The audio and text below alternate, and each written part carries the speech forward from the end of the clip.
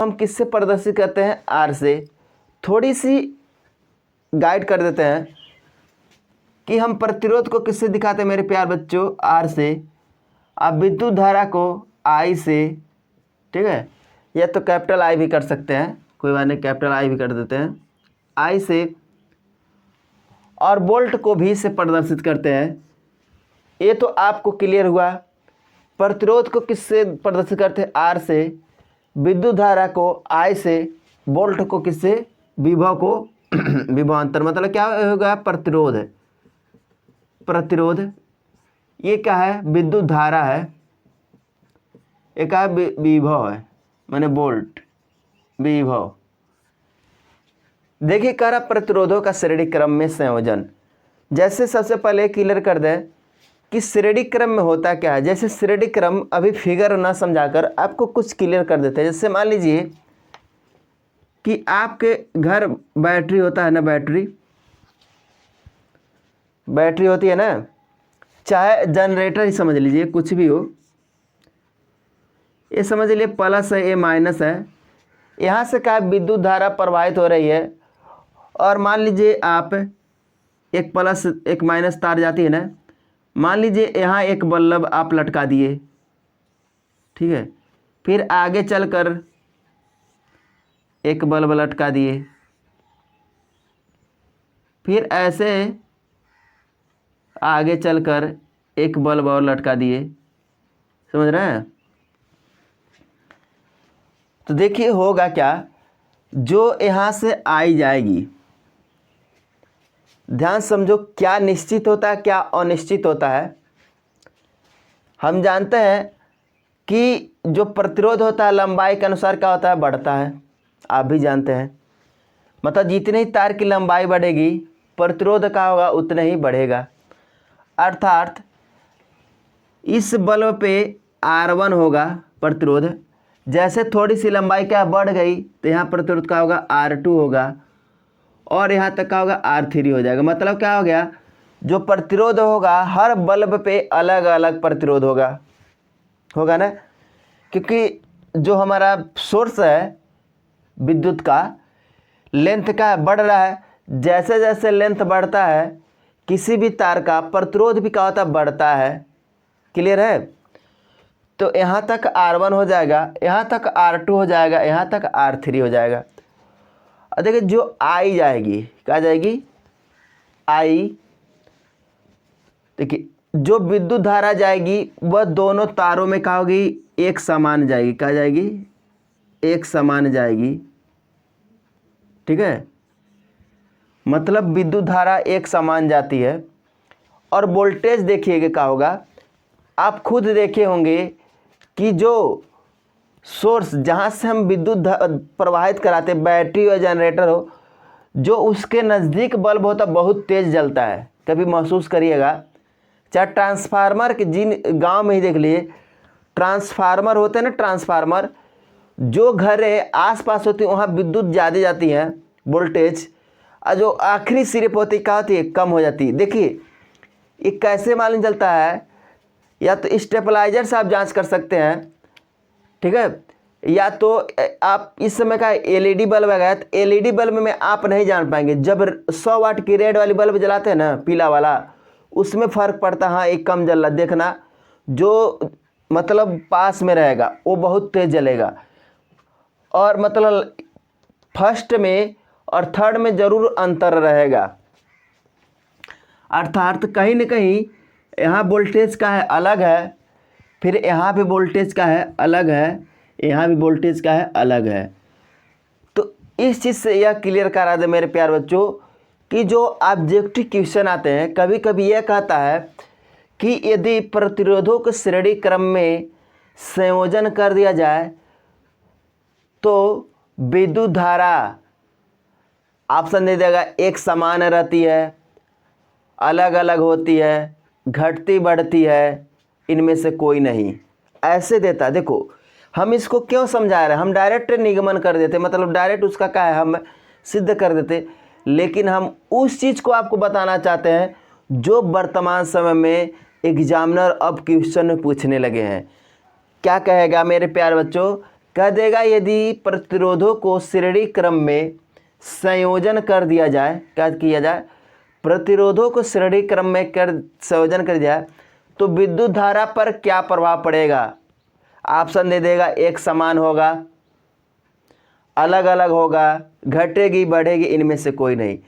तो जैसे श्रेणी क्रम का मेरे प्यारे बच्चों नाम सुनेंगे तो वहाँ प्रतिरोध तो अलग अलग होंगे ही, लेकिन विद्युत धारा का होगा एक समान होगा। क्या होगा, विद्युत धारा एक समान, और वोल्टेज का होगा अलग अलग होगा। क्या होगा, अलग अलग। ये ध्यान रखना होगा। जब प्रतिरोधों को श्रेणी क्रम में संयोजन किया जाता है तो वोल्टेज का होता है अलग अलग, क्योंकि जो पहले बल्ब रहेगा उसको पहले ज़्यादा एनर्जी मिलेगी, जो उसके बाद रहेगा उसको वोल्टेज थोड़ा कम मिलेगा, उसके बाद जो रहेगा उसका वोल्टेज थोड़ा कम रहेगा। इसलिए V1 V2 V3 प्रदर्शित किए हैं। तो क्या क्लियर हुआ कि वोल्टेज अलग अलग असमान होते। क्या है, असमान। ध्यान रखना इसमें दो चीज़ें, प्रतिरोध असमान होते हैं, असमान क्योंकि तार की लंबाई बढ़ जाती है, और विद्युत धारा एक समान होता है।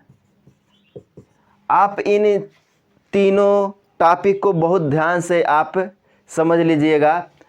वोल्टेज असमान होगा, प्रतिरोध असमान होगा, विद्युत धारा एक समान होगा। अब देखो मेरे प्यारे बच्चों, वोल्टेज और विद्युत धारा एक दूसरे के विपरीत होते हैं। यदि किसी सीरीज में वोल्टेज असमान रहेगा तो विद्युत धारा एक समान हो जाएगा। अगर विद्युत धारा असमान रहेगा तो वोल्टेज समान हो जाएगा। ये दूसरे के विपरीत होते हैं, मतलब एक ही परिपथ में ये दोनों एक जैसे नहीं हो सकते, मतलब एक दूसरे के उल्टे होते हैं। और प्रतिरोध जो होता है ना, दोनों में चाहे समांतर क्रम हो चाहे श्रेणी क्रम में, दोनों में क्या होता है, असमान ही होता है। क्लियर हुआ, क्योंकि जैसे जैसे तार की लंबाई बढ़ेगी तो वैसे वैसे क्या होगा, इसकी मान घटेगा बढ़ेगा। तो चलिए, ये बेसिक था जो बहुत बार एग्जाम में ऑब्जेक्टिव पूछता है। तो बच्चे तो सीरीज फार्मूला तो याद कर लेते हैं लेकिन इस चीज़ को नहीं समझ पाते हैं। तो आप ये अपने दिमाग के किसी कोने में जैसे नहीं होता कि गांठ कहते लो, अपने दिमाग में गांठ बांध लो, तो ऐसे का किसी आप दिमाग में फिट कर लीजिए, ठीक है, भूले ना। अब चलते हैं, फिगर बनाते हैं, सिद्ध करते हैं कि प्रतिरोधों के श्रेणी क्रम में संयोजन करने पे फार्मूला क्या निकलता है। तो मेरे प्यारे बच्चों, आप ध्यान दीजिएगा सभी टॉपिक को, कहीं मिस्टेक नहीं है करना है। देखिए फिगर आपको दिखाई दे रहा होगा, ये क्या है, कोई परिपथ है। क्या है, परिपथ है। ये आपकी कुंजी है जो बटन ऑन ऑफ करते हैं, ठीक है, कुंजी है। और एक क्या, बैटरी है। क्या है, बैटरी है। देखिए हमेशा क्या होता है, बैटरी में प्लस से विद्युत धारा कहाँ जाती है, माइनस के तरफ। ध्यान रखना, इंडिकेट जो रहता है कभी गलत नहीं बनाना चाहिए, क्योंकि एग्जामिनर उस पर भी ध्यान देते हैं कि आपको इंडिकेट जो करना है, जो प्लस से कहा है ऐसे होते थे, कहा है माइनस की तरफ जा रही है। देखिए यहाँ पर एक प्रतिरोध का सिंबल है। देखिए जैसे तार यहाँ तक गया R1, फिर थोड़ा तार बढ़ा R2, फिर थोड़ा तार बढ़ा R3 हो गया। देखिए आई तो क्या है, अभी बताएं, एक समान जाएगी। देखिए ऐसे बिजली जा रही है, विद्युत पहले यहाँ पहुँच रही है, फिर यहाँ पहुँच रही है, फिर यहाँ पहुँच रही है, फिर ऐसे ऐसे यहाँ तक आ रही है। क्लियर हो रहा है। अब देखिए, तो पहले A से B तक का V1 वोल्टेज रहेगा। क्या रहेगा, V1 वोल्टेज। जैसे यहाँ जाएगी V2, क्योंकि क्या होगी, विद्युत सबसे पहले जिसके पास पहुँच रही है उसी के पास तो वोल्टेज ज़्यादा रहेगा, तो V1 V2 V3। तो आप ओम का नियम पढ़े होंगे मेरे प्यारे बच्चों। ओम के नियम से, ओम के नियम क्या कहता है, यदि किसी चालक की भौतिक अवस्था को क्या है, स्थिर कर दिया, मतलब उसमें क्या है, ताप दाब किसी प्रकार का परिवर्तन न किया जाए, तो उसमें बहने वाली धारा वोल्टेज की क्या होती है, समानुपाती होती है, अर्थात V प्रोपोर्शनल I होती है, अर्थात V बराबर R इंटू I होता है, कांस्टेंट। इस नियम से वोल्टेज का होगा सबका अलग अलग होगा ना। तो अगर V1 बराबर निकाला जाए, V1 बराबर कहा जाएगा R1 और I तो एक समान है, I समीकरण 1 हो जाएगा। ठीक है, दूसरे देखिए तो V2 बराबर कहा जाएगा R2, I उसके लिए भी एक ही है, I हो जाएगा दूसरा समीकरण। V3 बराबर देखा जाए R3 इंटू I तीसरा समीकरण, ये हो गया। अगर टोटल वोल्टेज देखा जाए इस परिपथ में, अगर कह दे टोटल वोल्टेज बराबर V बराबर कहा जाएगा, इसको जोड़ लेंगे, इसको जोड़ लेंगे, इसको जोड़ लेंगे, तभी तो हमको मालूम चलेगा कितना वोल्टेज में प्रवाहित हो रहा है। V1 plus V2 plus V3 यहाँ लगा देते हैं, तो V1 plus V2 plus V3 कहा जाएगा V बराबर क्या रखे हैं I R इंटू आई मान रख देंगे, R इंटू आई, V1 का मान R1 इंटू आई प्लस V2 का मान R2 इंटू आई प्लस यहाँ हो जाएगा R3 इंटू आई। क्लियर हो रहा है, क्योंकि इस V बराबर का था V1 प्लस V2 V3, तो V1 V2 V3 का क्या मान रखे हैं। देखिए यहाँ R I, देखिए I सब में है तो I कॉमन ले सकते हैं ना, तो कहा जाएगा R1 plus R2 plus R3। ठीक है, I से I का कट जाएगा तो R बराबर R1 plus R2 plus R3 proof हो गया। मतलब क्या हो गया, प्रतिरोधों के श्रेणी क्रम का जो संयोजन का परिणामी प्रतिरोध होगा R1 plus R2 plus R3 का क्या होगा, योगफल के बराबर होगा। तो देखिए ये क्या है, उसका क्या था, डेरिवेशन था फार्मूले का।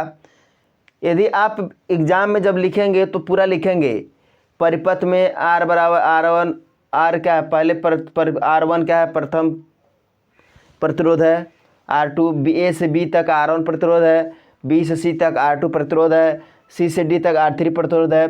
जैसे A B के बीच V1 वोल्टेज है, BC के बीच V2 वोल्टेज है, CD के बीच का है V3 वोल्टेज है, तथा परिपथ में क्या है I धारा प्रवाहित हो रही है एक समान। इतना लिख कर डेरिवेशन कर देंगे, समझ रहे हैं। तो ओम के नियम से क्लियर हुआ, आपको दिखाई दे रहा है ना। हाँ बहुत सही। तो मेरे प्यारे बच्चों आपको समझ में आ गया होगा, तो समझ में आ गया तो लाइक ज़रूर करके जाइएगा। नेक्स्ट वीडियो में आपको मिलेगा, प्रतिरोधों का श्रेणी क्रम था तो मिलेगा प्रतिरोधों का समांतर क्रम। ठीक है।